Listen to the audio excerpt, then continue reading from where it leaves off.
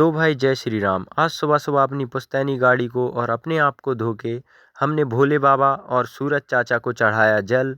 और फिर मैंने देखा कि मेरे माइक का रिसीवर तो गायब ही हो गया है। और तभी अनिकेत और महेश भी हमारे पास आ जाते हैं, क्योंकि हम लोग जा रहे थे आज मेला फिर से घूमने। फिर गौ माता के गोबर का लेप करने के बाद हम तीनों निकल जाते हैं परमंसी के मेले के लिए। तभी हम लोग सलाह बनाते हैं कि हम तीनों अपने अपने पैसों में ही झूला झूलेंगे। और तभी हमें अपनी हॉरर स्टोरी का स्पॉट लोकेट होता है। फिर हम अपने आप को प्राकृतिक मिरर में देखते हैं। गर्मी ज्यादा होने की वजह से ये भाई अपनी गाड़ी को कोल्ड ड्रिंक पिला रहा था, और यहाँ हमने देखा कि ये गाड़ी तो पूरे घर को ही अपने ऊपर उठा के ले जा रही थी। यहाँ ये दो लड़के 2 दिन जिम करने के बाद ही अपनी पावर का गलत इस्तेमाल कर रहे थे। फिर हमने देखा कि ये अंकल तो अपना मेला अलग से लगाने की कोशिश कर रहे हैं, और यहाँ ये दीदी भी परमंसी के मेले का ब्लॉग बनाने जा रही थी। और अभी हम पहुंच गए अपने चाचा के घर, और यहाँ गाड़ी पार्क करने के बाद हम आ गए सीधे मेले में। और यहाँ आके हम आ गए फिर से अपने फेवरेट झूले में। यहाँ ये छोटा सा लड़का अपनी बड़ी सी क्रश को इम्प्रेस करने के लिए स्टंट कर रहा था। और इस झूले का आसन छोड़ने के बाद हम आ गए एक सस्ते एरोप्लेन में। और प्लेन में बैठने के बाद अनिकेत को अपनी नानी याद आ रही थी। यहाँ ये भाई मेले को छोड़ के मेले के बाहर ही दुकान लगा के बैठा हुआ था। और फिर बिट्टी को भी झूला झुलाने के बाद हमें मिल जाता है मामा का लड़का और उसके कुछ फ्रेंड्स। और झूले में आने के बाद हमें मिल जाता है अपना एक फैन। और श्रीधर को यहाँ पूरे भगवान याद आ रहे थे। फिर हमने देखा कि इतने बड़े मेले में एक छोटे से ट्रक का एक्सीडेंट हो गया है। और इसके बाद हमें एक अपना कॉलेज फ्रेंड मिल जाता है। जस्ट उसके बाद ही हमें एक और फ्रेंड मिल जाता है। और फिर पेट्रोल पंप पहुंच के हम अपनी गाड़ी में डलवाते हैं पेट्रोल और निकल जाते हैं उमरिया की तरफ। और उमरिया बाजार में बैल प्रतियोगिता देखने के बाद हम निकल जाते हैं अपने घर की ओर। तो मिलते हैं नेक्स्ट ब्लॉग में। जय श्री राम।